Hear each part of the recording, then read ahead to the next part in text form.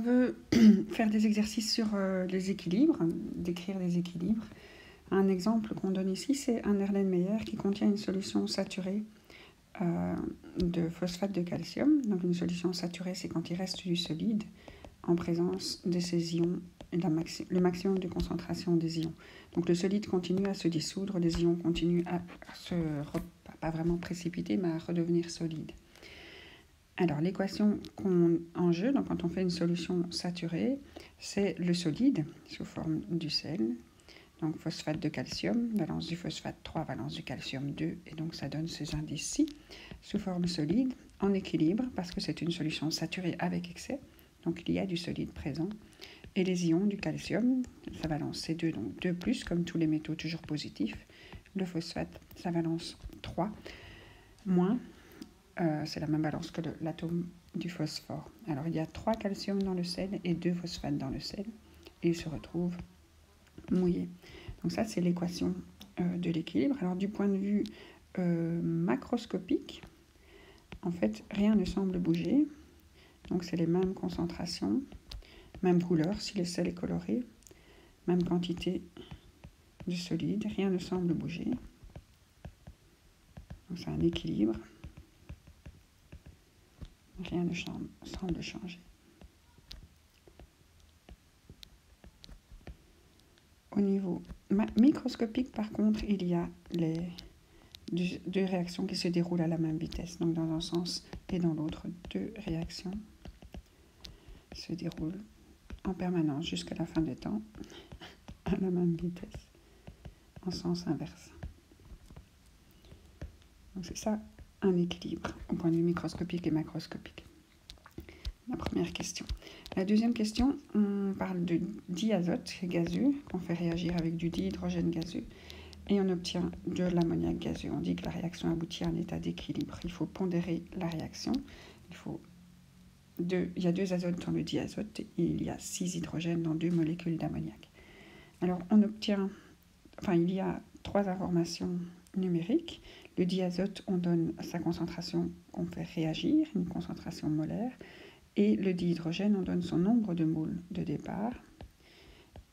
Au niveau de l'ammoniac, lorsque l'équilibre est atteint, donc ici on a un nombre de moles à la fin, au moment de l'équilibre, pour l'ammoniac. Alors la proposition pour présenter des problèmes stoichiométriques d'équilibre, c'est de travailler avec les concentrations. Pourquoi ? Parce que dans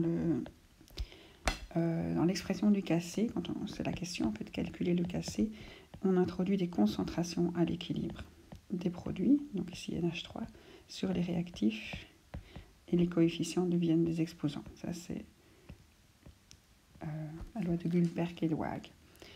Donc les informations qu'on a, c'est 0,7 molaire en diazote, 0,4 moles en dihydrogène, et on a aussi un nombre de moles à la fin, donc de 0,18 moles d'ammoniac. Au début, je n'ai pas d'ammoniac, que ce soit en moles, que ce soit en molaire, en concentration. Le volume de la solution, on dit que les gaz sont dans un récipient de 0,8 litres. Et donc la formule qu'on fait pour obtenir la concentration à partir du nombre de moles, c'est N divisé par Vs. Donc 0,4 divisé par 0,8. J'ai en fait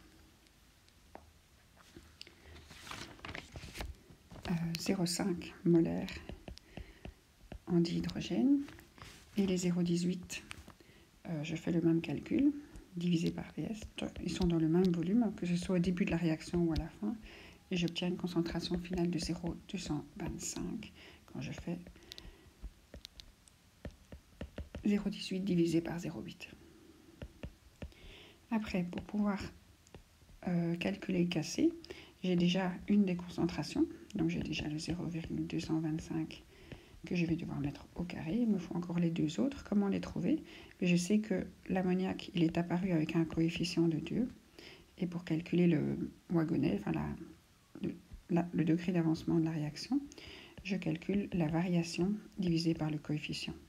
Donc je fais 0,225 divisé par le coefficient de 2, j'obtiens 0,1125. Et ce petit degré d'avancement concerne tout le monde, que ce soit les réactifs qui disparaissent donc je mets un moins, que ce soit l'autre réactif qui disparaît 3 fois, quand l'autre disparaît une fois, ce sera toujours le même multiplicateur. 0, 11, 11, 25 pour tout le monde. Alors après, il faut faire un calcul écrit. 0,7 moins 1 fois 0,11, 25, ça me fait 0,5875. 0,5 moins 3 fois 0,11, 25, ça fait 0,1625. Et on a les 3 valeurs nécessaires pour calculer le cassé.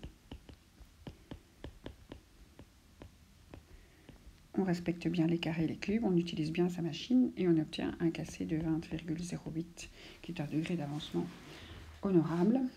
Normalement plus de produits que de réactifs, même si ici c'est pas si la relation mathématique n'est pas si évidente à cause des carrés et des cubes. Donc un autre type d'exercice qu'on peut faire sur les équilibres, c'est celui qui est proposé en numéro 3. Donc l'argent peut être obtenu par une réduction du minerai de sulfure d'argent par du dihydrogène. Alors il y a une erreur dans l'équation. L'argent a une valence de 2 et le soufre une valence de 1. Il faut croiser les valences et donc ça change tout au niveau de la pondération. On fabrique 2 argents et on fabrique un seul HS. Donc je vais faire cet exercice avec la bonne équation. Ceux qui voudraient avoir la réponse avec la mauvaise, c'était 18,36 grammes. Mais ça ne correspond pas à la réalité de cette réduction de sulfure d'argent. Alors, donc on va travailler avec l'équation Ag2S plus H2 en équilibre avec 2 argents plus H2S. Et on nous informe que le cassé vaut 32. Alors ça, c'est des essais au hasard. Hein. Alors, on nous donne aussi qu'on introduit dans un volume de 3 litres un nombre de moles de 0,25 mol de sulfure d'argent et 0,4 mol de dihydrogène. Alors, on a l'habitude de travailler avec des concentrations pour faire le problème stoichiométrique parce que dans le cassé, on introduit des concentrations à l'équilibre. Ici, ce sera des concentrations un peu virtuelles parce que les solides n'ont pas vraiment de concentration, ils ne se répartissent pas dans le volume, mais on peut considérer qu'ils sont pulvérisés, qu'ils ont quand même une sorte de concentration, mais on n'utilisera pas dans le cassé. Alors, il faut diviser par le VS, et donc on obtient 0,083 molaires en sulfure d'argent. Le même calcul pour le dihydrogène, on obtient 0,133 molaires pour l'hydrogène. Alors, on sait qu'il n'y a pas d'argent au départ, ni en nombre de moles, ni en concentration. On sait que le minerai va disparaître avec une certaine intensité, et l'argent va apparaître avec un double coefficient et de sulfure d'argent qui pue, c'est l'odeur de l'œuf pourri, va apparaître avec un coefficient de 1. Alors, on est tenté d'essayer d'écrire des zéros en dessous des réactifs, mais ce n'est pas possible car on a un équilibre et lors d'un équilibre, il n'y a pas de réaction complète. Donc ici, on n'a pas d'information pour calculer comment avance la réaction. Donc on va imaginer que c'est notre inconnue et on va la trouver grâce à l'information qu'on a sur le cassé. Donc ici, on a 0,133 qui vont disparaître avec une certaine quantité. On a 0,083 qui vont disparaître avec une certaine quantité. Alors le cassé de ma réaction, c'est toujours les produits divisés par les réactifs.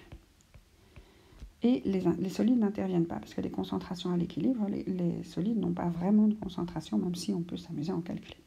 Alors je vais prendre l'expression de H2S dans mon équation où j'ai mon inconnu, l'expression de H2 dans l'équation où j'ai mon inconnu, et je sais que ça est égal à 32. Et donc je vais résoudre mon petit problème de mathématiques.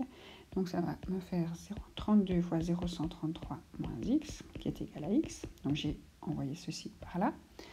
Je multiplie le 32 par chacune des parties, donc ça me fait 4,256 moins 32x, qui est égal à x. Je rassemble tous les x du côté où le x est positif. 4,256 est égal à 33, puisque le moins 32 devient un plus. 33x, et donc mon x est égal à 4,256 divisé par 33. Ça me fait 0,129. Alors j'introduis ça là où ça m'intéresse, parce que la question qu'on me pose, c'est quelle est la masse d'argent qu'on obtient avec ces informations-là. Et donc ce que j'ai, c'est une concentration finale en argent qui vaut 2x. Donc ça vaut 2 fois 0,129 puisque je viens de calculer mon x. Et donc ça me fait 0,258 molaires en argent. Même si je le répète, les solides n'ont pas vraiment une concentration, mais on a travaillé avec ces grandeurs-là. Alors on utilise le volume de la solution qui n'a pas changé entre le début et la fin de la réaction. Et on obtient un nombre de moles de 0,774 moles. On fait C fois Vs. C fois Vs pour obtenir le nombre de moles. Il nous reste à calculer la masse avec la masse molaire de l'argent. Et l'argent a une masse molaire de 108 grammes par mole. Et la masse, c'est le nombre de moles fois la masse molaire. Et donc, ça nous fait 0,774 fois 108, 83,6 grammes. Voilà pour la résolution avec une équation un petit peu plus chimiquement correcte.